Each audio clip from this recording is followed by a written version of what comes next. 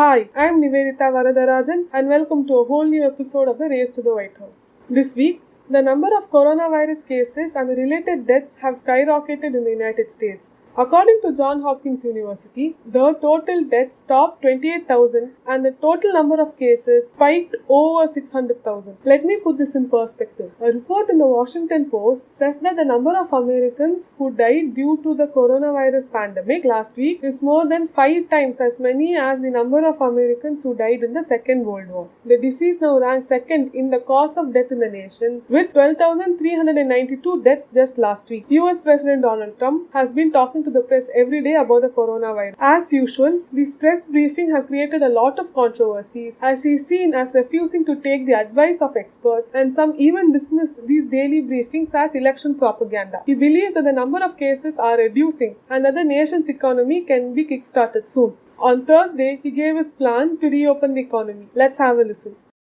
Now that we have passed the peak in new cases, we're starting our life again. We're starting rejuvenation of our economy again in a safe and structured and very responsible fashion. Our strategy will continue to protect senior citizens and other vulnerable populations while allowing military and other groups of incredibly talented people to go about their real business and the business that's supposed to be hard at work at doing, and nobody does it better. Our military is the greatest anywhere in the world, and we're so thankful for what they've done. Healthy Americans will now be able to return to work as conditions on the ground allow.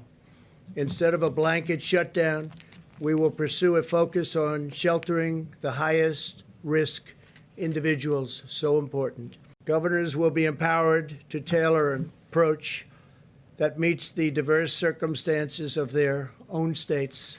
Every state is very different.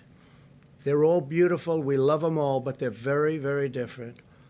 If they need to remain closed, we will allow them to do that. And if they believe it is time to reopen, we will provide them the freedom and guidance to accomplish that task, and very, very quickly, depending on what they want to do. We are also encouraging states to work together to harmonize their regional efforts. We'll have numerous cases where states have worked and will be working very, very closely together. As we reopen, we know that there will be continued hardships and challenges ahead. Our goal will be to quickly identify and address any outbreaks and put them out rapidly.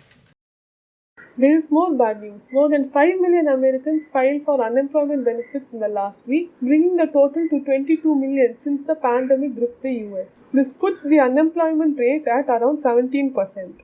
Thus, it is no surprise that Trump's approval rating is stagnating. According to a Reuters Ipsos poll, a total of 45% among those surveyed approve of Trump, while 51% disapprove of him. The rating of Trump's handling of the coronavirus is dead even at 48%. This is bad, considering that Trump recently signed a $2 trillion aid pact. When asked who they would vote for if the elections were held today, 40% of the registered voters polled said that they would vote for Donald Trump. 45% said that they would vote for Joe Biden, but Trump is crushing fundraising. He has raised $212 million in the first quarter of 2020, and with this money, he might just pull through. We know that Donald Trump does very well on the campaign trail. Last week, Joe Biden officially became the Democratic Party's presumptive presidential nominee. This week, he secured key endorsements from Bernie Sanders, Barack Obama, and Elizabeth Warren. However, Biden's path to the presidency is not clear by any means. The coronavirus pandemic has made visible the gaping holes in the US healthcare system, and it has effectively brought the economy to a standstill. Biden, his critics say, does not offer anything new. He does not support Medicare for all, and he would veto it if he became the president. The working class people want the scheme. Biden says he wants to reduce the qualification age for Medicare to age 60. Biden is also accused of rape. This incident happened in 1993 and the victim reported the incident then, and the press has been highly dismissive of the claim. Biden's critics point out that the woman reached out to the Me Too movement, but they did not take up the case. Biden's campaign advisor, Anita Dunn, is the managing director of SKD Knickerbocker, the PR firm that works on the behalf of Time's Up Legal Defense Fund. Biden's team has denied these allegations. Critics also point out that Biden is in fact the default candidate of the party.